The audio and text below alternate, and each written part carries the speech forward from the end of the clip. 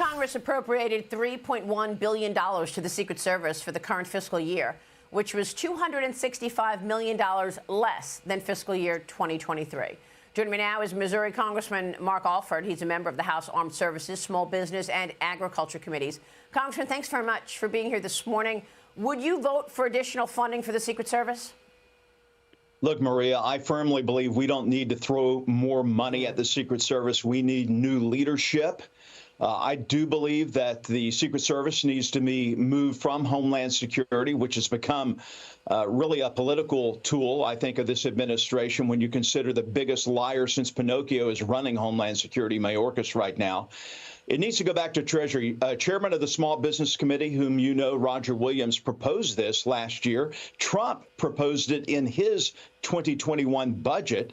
It makes more sense under Treasury. We need a change of approach, tighten up the leadership, and protect our past and future presidents. Look, you make very important points. I'll tell you right now, the people are sick and tired of the failure of accountability of Alejandro Mayorkas, okay? Mayorkas was in charge and is in charge of a wide-open border where 10 million illegals have come in. Many of them are not vetted at all. We've got 2 million gotaways. We've got massive, dangerous Venezuelan gangs running around America and intimidating everybody. Alejandro Mayorkas has yet to answer for any of this. And now we've got the Secret Service failures, also under Alejandro Mayorkas. You are an elected official. What are you doing about it? Well, look, Maria, we impeached in the House Alejandro Mayorkas. The problem is Schumer and his Senate shenanigans. No one over there wants to do anything. They don't want to rein in Homeland Security. Mayorkas said from the very beginning there was no chaos at the border. We know there was chaos at the border. He tried to tell us that border agents were using whips on people. We know those weren't whips. I've ridden a horse for many years. That was a rein.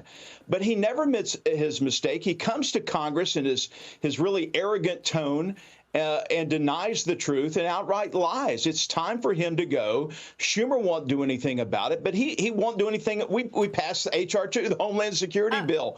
We sent it over there more than a year ago. They won't do anything. I understand, but can you just keep saying he won't do anything about it? Is that it? I mean, the last time I checked, lying to Congress was a felony. You're telling me the chairman of Homeland Security, the director of Homeland Security, in charge of all of this stuff, the open border, Secret Service failures, et cetera, has come in front of your committees, has come in front of Congress and lied. Isn't that a felony? What are you doing about it? It is. Well, when you have a Justice Department who is not going to go after justice in America and have a one-sided two-tier system of justice against President Trump and for this administration, I don't want to say our hands are tied, but we're running out of options.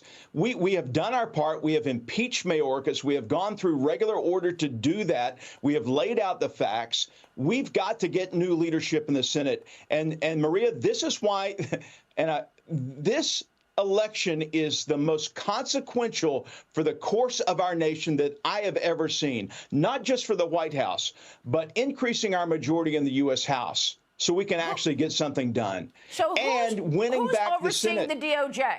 Who's overseeing the DOJ?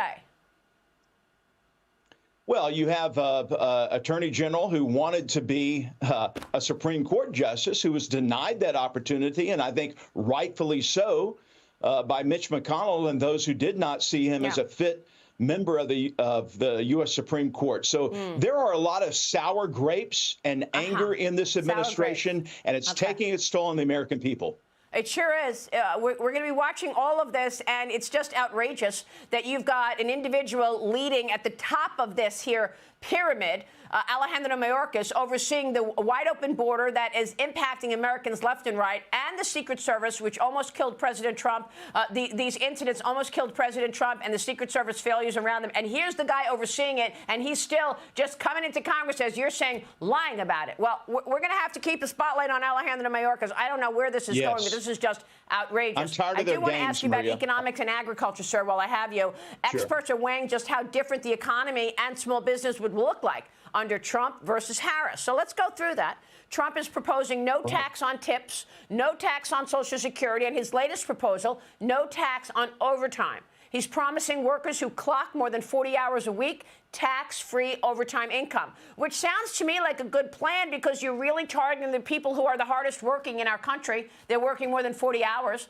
Trump is focusing on lowering taxes and creating business-friendly practices overall. But Harris is proposing a $50,000 tax deduction for small business startups. That's a huge jump from the current $5,000 deduction. Harris says she wants the government to receive 25 million small business applications by 2025.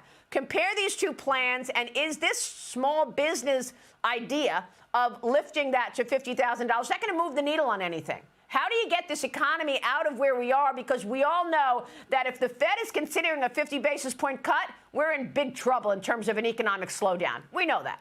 We are, because you're exactly right, Maria. And this comes down to a shift in ideology or contrast in ideology. The Democrats and Harris want to give away everything. Look, I'm all for starting small businesses. I'm on the Small Business Committee. Small business is the fabric of America. This is not the way to go about it. It's to actually get the SBA out and doing their jobs in our districts, helping rural businesses in my district start new businesses and maintain them. Trump wants to give money back that the federal government has been holding on to. And these ideas that he's proposing, no tax on tips, no tax on overtimes, they are going to cost money. The latest proposal, I think, is $25 billion a year, the estimate that I looked at. But we can find that money. The most important thing, as you know, Maria, is renewing the Tax Cuts and Jobs Act. If we don't do that under the leadership of Jason Smith, our chairman of Ways and Means, it's going to cost every family in America an average of $1,500 a year in an increase in taxes. All right, we'll be watching all of it. You've got a lot on your plate, Congressman, and of course, you've got a budget deadline around the corner. Thanks very much for joining us, sir. If you enjoy this content, please consider subscribing to my channel to stay up to date with future videos. Thank you for watching.